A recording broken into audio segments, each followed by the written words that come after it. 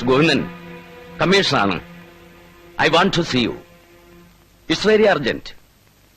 No. You come right away. Yes, sir.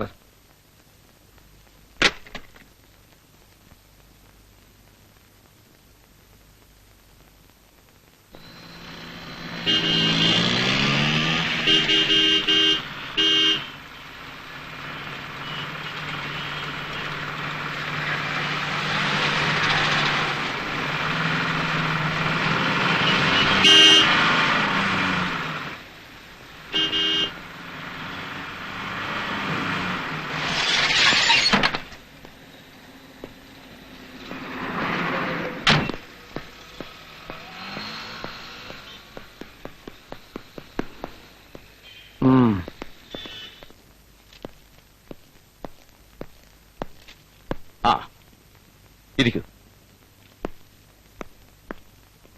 1992 crime 548. I was studying your report.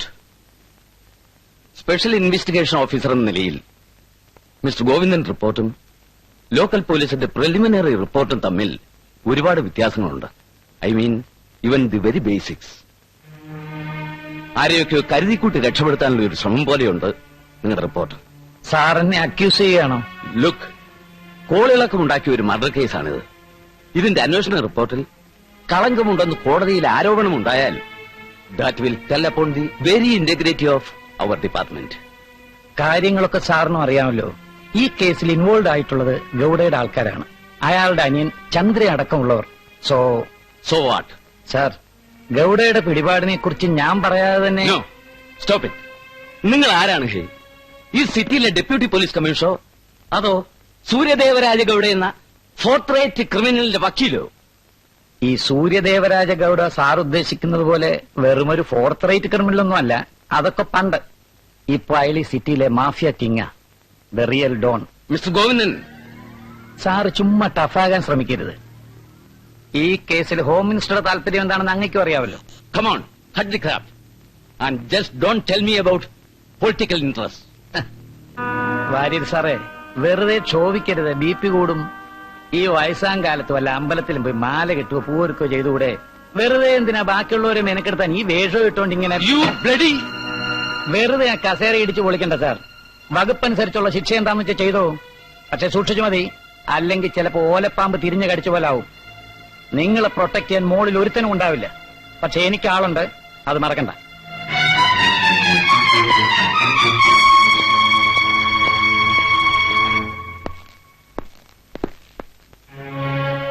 ഓ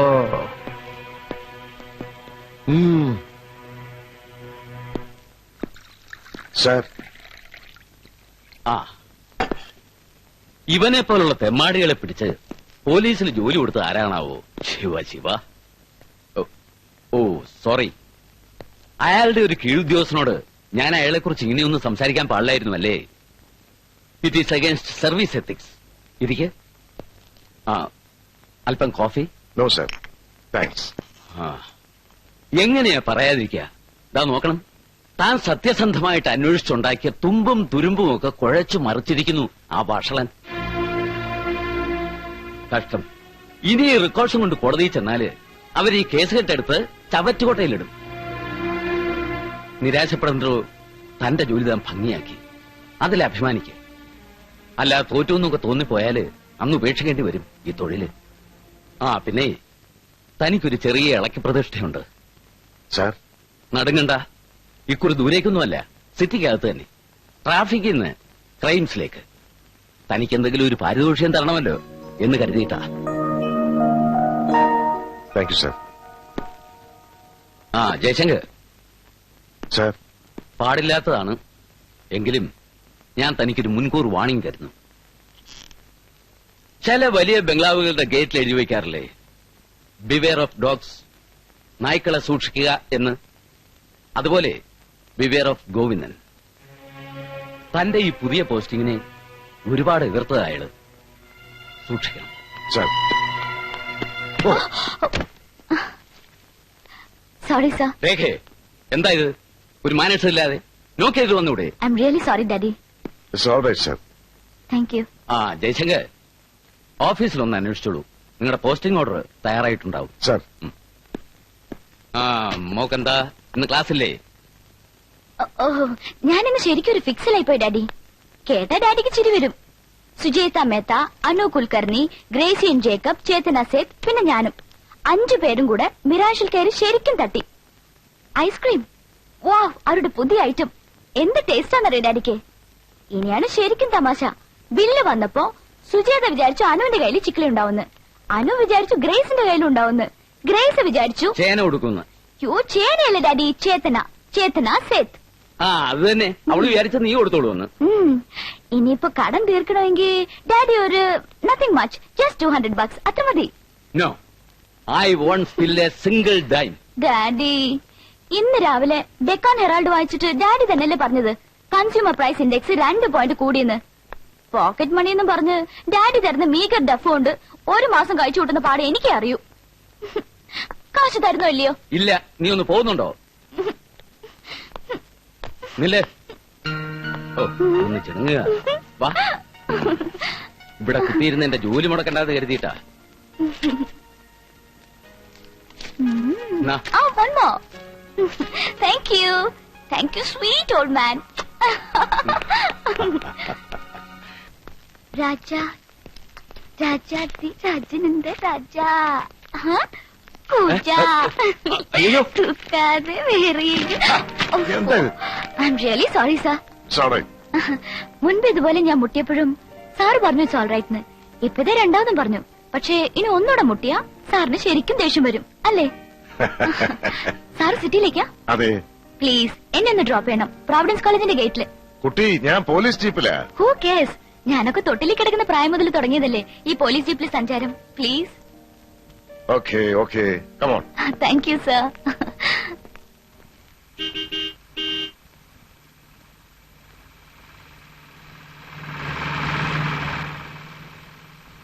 സാറിന് 2 brothers ഉണ്ടല്ലേ? ഒരാള് Ravishankar, Deccan Tribunal freelance reporter. ഇവിടുത്തെ സകല പത്രക്കാരും കൊത്തിയെടുക്കാൻ കൊതിക്കുന്ന മിടുമെടുക്കാൻ പത്രലേഖകൻ, daredevil. Am I right? ആളിപ്പോ ഡൽഹിയിൽ IPS ഇന്റർവ്യൂവിന് പോയിരിക്കുന്നു. സെലക്ഷൻ കിട്ടുമെന്ന് ഉറപ്പ് അല്ലേ? കുട്ടി എങ്ങനെ അറിയും ഇതൊക്കെ? പറഞ്ഞു കേട്ടിരിക്കുന്നു വെച്ചോളൂ. രണ്ടാമത്തെ ബ്രദർ ഹരിശങ്കർ, അയാളെ ഞാൻ നേരിട്ടറിയും. ആളൊരു അസൽ തെമ്മാടി, തല്ലിപ്പൊളി. സെന്റ് ജോസഫ് കോളേജിൽ ഡിഗ്രി ഫൈനൽ ഇയർ. കുട്ടിക്ക് ഹരി എങ്ങനെയാ പരിചയം? അത് സസ്പെൻസ്. ഇനി എന്തെങ്കിലും ഒരു ലിഫ്റ്റ് തരുമ്പോ പറഞ്ഞു തരാം എങ്ങനെയാ പരിചയമെന്ന്. സാർ ഒന്ന് നിർത്തിക്കേ പ്ലീസ് പ്ലീസ്.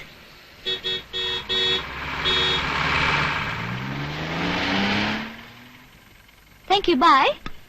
അല്ല, കുട്ടിയെ കോളേജിന് മുമ്പിൽ വിടണമെന്ന് പറഞ്ഞിട്ട്? ഞാൻ റൂട്ട് മാറ്റി.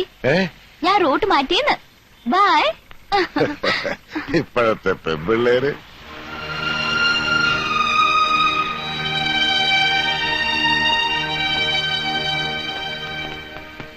ഹായ്.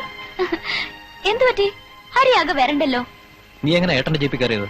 ഡാഡിയുടെ ഓഫീസിൽ വെച്ച് കണ്ടു, മുട്ടി, ലിഫ്റ്റ് ചോദിച്ചു, തന്നു, അത്ര തന്നെ. ഞാൻ പറഞ്ഞിട്ടുണ്ട് താൻ എന്റെ ബോയ് ഫ്രണ്ടാണ്, ആളൊരു തെമ്മാടിയാണ് എന്നൊക്കെ. എന്റെ അമ്മേ, തൊലച്ചു. എന്നിട്ട് എന്നിട്ട് സ്വന്തം മാങ്ങാ തൊലി. എടി എടി വാരസ്യാറേ, അമ്പലവാസി പെണ്ണേ, നിന്റെ പുറകെ ഇന്നു മുഴുവൻ ബാലാട്ടി നടക്കാനേ ഈ ഹരിശങ്കറിനെ കിട്ടില്ല. ഓ, പോയി വേറെ ആളെ നോക്ക്. മണിക്കൂർ ഒന്നായി ബാക്കിയുള്ളവനോട് വായും പൊളിച്ച് നിൽക്കുന്നു. ഹരി പ്ലീസ് വേണങ്ങല്ലേ. Look, Rekha Warrier is immensely rich today and isn't for any escapade, you just name it. എനിക്ക് പോണം, ക്ലാസ് ഉണ്ട്. പ്ലീസ് ഹരി, ഇന്നത്തെ ദിവസത്തിന്റെ പ്രത്യേകത അറിയാലോ ഹരിക്ക്? ഇന്നെന്താ നിന്റെ ബർത്ത്ഡേയോ? പിന്നെ ഇന്നാണ് എനിക്ക് ശരിക്കും സെലിബ്രേറ്റ് ചെയ്യാനുള്ള ദിവസം.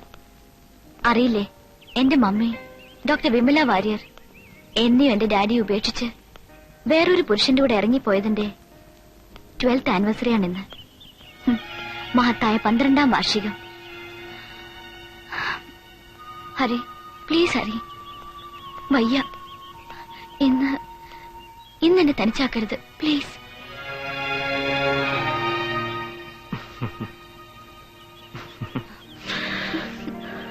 Okay okay thank you Hari, thank you so much. Okay, skip it യാർ. ഇന്ന് കംപ്ലീറ്റ് ക്ലാസ് കട്ട്.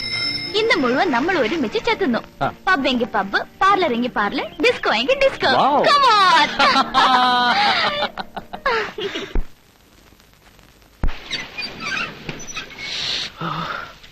എവിടെയായിരുന്നു ഇതുവരെ? ഏയ് വല്യേട്ടൻ ഉറങ്ങിയോ? എപ്പോഴേ?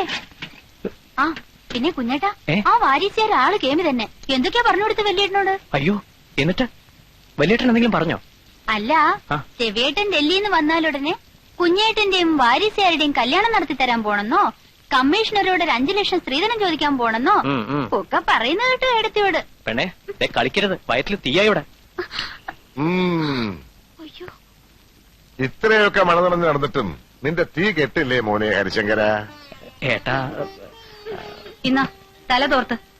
ഈയിടെ ഇത്തിരി കൂടുന്നുണ്ട് നിന്റെ ചുറ്റി സഞ്ചാരം. ഉമേ, സൂക്ഷിച്ചു മതി ശകാരം. ഇനി ഇതിന്റെ പേരിൽ ഇവനെങ്ങാനും ചെന്ന് കമ്മീഷണർ സാറോട് പരാതി പറഞ്ഞാൽ അങ്ങേർക്ക് തള്ളാൻ പറ്റില്ല. എനിക്ക് സസ്പെൻഷനിലേക്ക് വീട്ടിൽ വരും. എവിടെയായിരുന്നാ ഈ പാതിരാവരെ? ഏട്ടാ ഞാൻ കമ്പൈൻ സ്റ്റഡീസ് കഴിഞ്ഞിട്ട് പിന്നെ അതിന് ആ കുട്ടി ഡിഗ്രി ഫസ്റ്റ് ഇയർ ആണെന്നല്ലേ സുധ പറഞ്ഞത്. ഇനി മുതൽ എന്റെ കുഞ്ഞിങ്ങനെ വെയിലും മഴയും കൊണ്ട് അലഞ്ഞു നടന്ന് പഠിക്കണ്ട കേട്ടോ. ഉവ്വ്. നീ കുറച്ച് രാസാദി പൊടിയെടുത്ത് ഇവനെ നിറകേറിട്ടൊന്ന് തിരുമ്പി കൊടു. പനി പിടിക്കാതിരിക്കട്ടെ.